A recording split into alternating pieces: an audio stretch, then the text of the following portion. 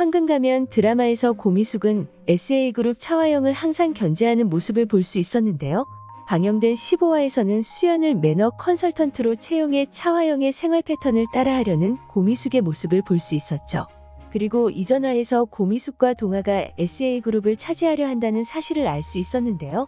새로운 브랜드를 론칭하려는 차화영이 자금을 융통하기 위해 고미숙을 찾아가는 장면을 볼 수 있었죠. 자금을 융통하려 찾아온 차화영에게 담보를 보여달라고 말한 고미숙이었지만 돈은 빌려주지 않는 모습을 보여주었는데요. 그 이유가 동아의 회사로 차화영을 연결시키기 위함이라는 것을 알 수 있었습니다. 그 장면에서 고미숙이 SA그룹을 차지하려 한다는 사실을 알 수 있었는데요. 그녀가 왜 SA그룹을 손에 넣으려 하는지 궁금해 인물 정보를 찾아보던 중 충격적인 사실을 하나 알 수 있었습니다. 먼저 고미숙의 인물 정보를 옮겨보자면 표면상으로는 사치스럽고 화려하게 사는 푼수졸부 사모님으로 보이지만 그 뒤로는 정재계에서도 찾아와 머리를 조아리는 명동의 큰손 사채업자다. 거름망 없이 시원시원하게 내뱉은 성격 때문에 못 배우고 눈치 없는 듯 보여도 뒤끝 없고 호탕하고 의리 있고 정까지 있는 여장부 스타일이다. 지금의 미숙이 되기까지 험난하고 굴곡진 세월이 있었다.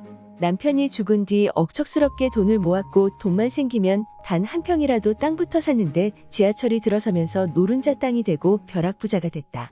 그 돈을 굴리고 굴려서 지금이 되어 정재계에까지 뒷돈을 대주며 살고 있다. 돈이라면 이미 충분하지만 지금의 고미숙이 된 근원을 잊지 않기 위해 요식업 대표로 있다. 그렇게 고미숙의 인물 정보에선 남편이 죽은 이후 억척스럽게 돈을 모으며 땅을 샀고 그 땅이 크게 오르면서 벼락부자가 되었고 그 돈을 굴려 큰 사업가가 되었다는 사실을 알 수 있었는데요. 고미숙의 아들 동아의 인물 정보에서는 그의 아버지이자 고미숙의 남편이 죽은 이유를 알 수 있었습니다.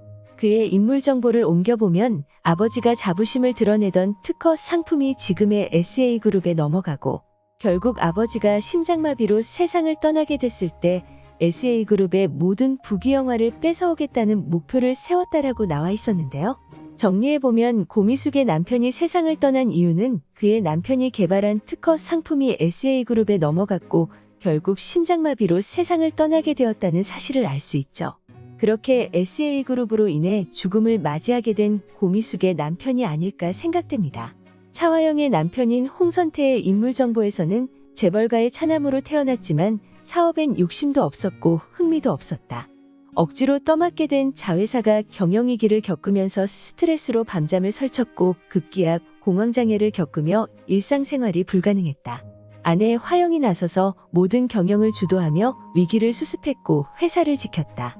그리고 미련 없이 화영에게 모든 걸 넘겨줬다라고 나와 있었는데요. 아마도 홍선태가 차화영에게 회사를 넘기고 위기에 놓인 SA그룹이 고미숙의 남편이 개발한 특허 상품으로 인해 그 위기를 극복할 수 있지 않았을까 생각됩니다. 그렇게 고미숙과 동아가 SA그룹을 자신들의 손에 넣으려는 이유는 자신의 아버지를 죽음으로 몰고 간 SA그룹 빌가를 몰락시키는 것뿐만 아니라 자신의 아버지가 개발한 특허 상품을 다시 되찾아오기 위함이 아닐까 생각되는데요. 고미숙에게 자금을 융통하는 것에 실패한 차화영의 모습이 나온 이후 동아를 찾아가 자금을 융통하려 하는 진우의 모습이 나왔죠. 과연 자금을 융통하려는 진우의 모습의 동아는 어떤 계획을 보여주게 될지 궁금해집니다. 하지만 그게 초반부인 만큼 동아의 계획은 실패로 돌아가지 않을까 생각되는데요. 과연 어떤 내용으로 극이 전개될지도 궁금해집니다. 오늘 준비한 영상은 여기까지입니다. 시청해주셔서 감사합니다.